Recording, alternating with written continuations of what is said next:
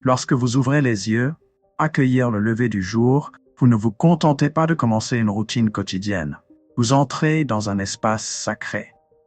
C'est le début d'un voyage de l'âme, un chemin qui exige non seulement votre temps, mais aussi votre essence. Vous n'êtes pas seulement un corps physique. Vous êtes un voyageur spirituel sur un chemin sacré. C'est la véritable magie de la quête spirituelle. Au cours de ce voyage, vous rencontrerez des défis qui vont au-delà de vos croyances, touchant votre noyau. L'un des premiers et des plus essentiels tests est la capacité de se détacher. Le concept est simple mais émotionnellement exigeant. Nous avons tous des ancres, des personnes, des objets, des idées que nous considérons comme fondamentales et sans lesquelles nous avons l'impression de ne pas pouvoir vivre. La question est, pouvez-vous vous détacher de ces attachements? Imaginez votre vie comme un arbre. À mesure que vous grandissez, vous accumulez des feuilles qui représentent vos attachements. Elles apportent ombre et beauté, mais ne définissent pas le noyau de l'arbre. L'univers, toujours attentif, observe comment vous gérez ces feuilles. Elles peuvent obstruer votre vue du ciel, et parfois, l'univers peut même les secouer pour favoriser une nouvelle croissance. Ce n'est pas une punition, mais une opportunité de clarté. Lorsque vous croyez ne pas pouvoir vivre sans une feuille spécifique, et que l'univers vous la fait perdre, ce n'est pas une punition, mais une leçon. L'univers se demande, l'arbre est-il mort parce que la feuille est tombée, ou a-t-il fait de la place pour de nouvelles feuilles et une croissance renouvelée? Diverses philosophies spirituelles, des enseignements bouddhistes sur le détachement à la pratique stoïque de la force émotionnelle, nous enseignent que se détacher ne signifie pas arrêter d'aimer ou de désirer. Cela signifie reconnaître que votre objectif final n'est pas lié à un état temporaire. Votre quête ultime est celle de la sagesse, de la paix et de l'unité avec l'univers qui transcende tout attachement. Alors, où se trouve votre cœur? Êtes-vous tellement concentré sur une seule feuille que vous oubliez que vous êtes un arbre en croissance continue dans une vaste forêt? Ce test vous pousse à évaluer vos priorités. Vous êtes défini par les choses auxquelles vous vous accrochez, par votre capacité à grandir et à vous adapter, à être en harmonie avec votre moi supérieur. L'univers attend de vous confier une connaissance plus grande, une forme d'amour plus élevée et des niveaux plus profonds de conscience. Mais d'abord, il veut voir si vous êtes prêt à secouer les anciennes feuilles, faire place à de nouvelles expériences. Dans un monde qui valorise la gratification instantanée, le concept d'attente devient de plus en plus difficile. La sagesse du voyage spirituel nous enseigne qu'un des tests les plus profonds est la patience. Attendre n'est pas simplement un acte de passage du temps, c'est la façon dont vous vous comportez pendant cette période, en gardant votre calme et votre paix alors que le monde autour de vous se presse. Nelson Mandela a un jour dit que le courage n'était pas l'absence de peur, mais le triomphe sur elle. De même, la patience n'est pas l'absence de désir, mais le triomphe sur l'anxiété qu'il génère. Alors, pourquoi l'univers nous fait-il attendre? Ces périodes d'attente ne sont pas vides, elles sont des terrains fertiles pour la croissance, nourrissant notre âme et notre esprit. Pensez au cultivateur qui plante une graine et attend patiemment. S'il déterrait la graine pour vérifier, il interromprait le processus naturel. Chaque retard dans notre vie est une période de gestation, un temps pour germer et croître. Nous apprenons l'art de la résilience, de la force et surtout de la foi.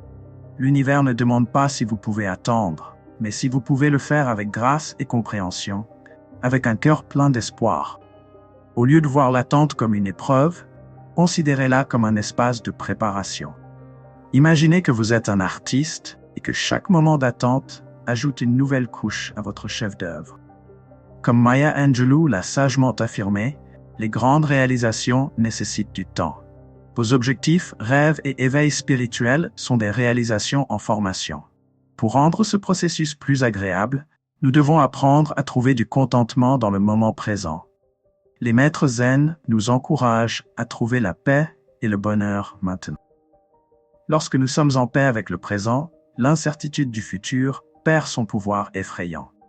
Chaque moment d'attente n'est pas perdu, il est investi.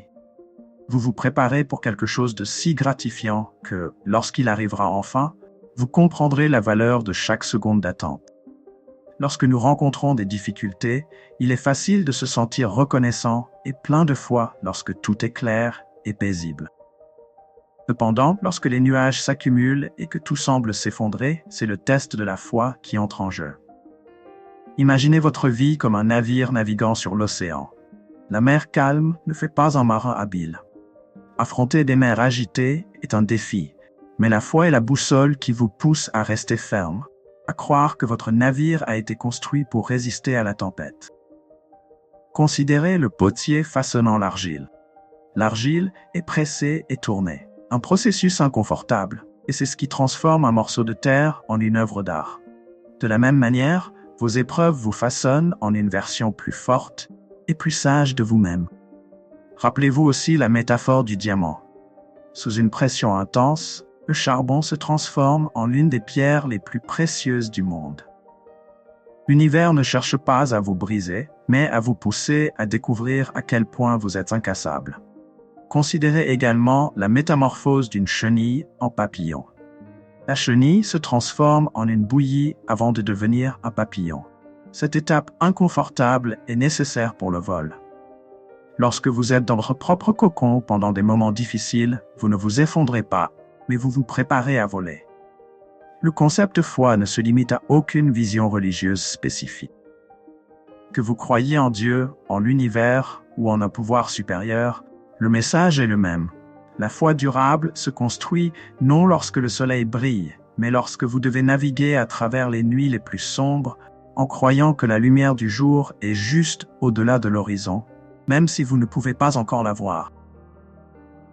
Les défis qui testent votre foi ne sont pas des punitions, mais des initiations à un niveau supérieur d'existence. Lorsque vous émergez de l'autre côté, vous serez plus fort, plus sage et avec une connexion plus profonde avec qui vous êtes et ce en quoi vous croyez. Alors, lorsque votre monde s'effondre et que vous avez l'impression que l'univers est contre vous, gardez votre foi. Elle est votre ancre pour les tempêtes turbulentes. Vous ne vous contentez pas de supporter les difficultés, vous acquérez des outils et de la résilience pour le reste de votre voyage. Le voyage ne consiste pas seulement à supporter la tempête, mais à apprendre à danser sous la pluie.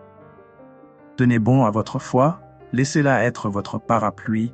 Souvenez-vous, la tempête ne durera pas éternellement, mais les leçons que vous apprenez et la force que vous acquérez dureront toute une vie. Merci d'avoir regardé. Si ce message vous a touché, n'oubliez pas de liker, de vous abonner et de le partager avec ceux qui pourraient en bénéficier. Votre soutien permet de maintenir ce contenu vivant. Paix et bénédiction à tous.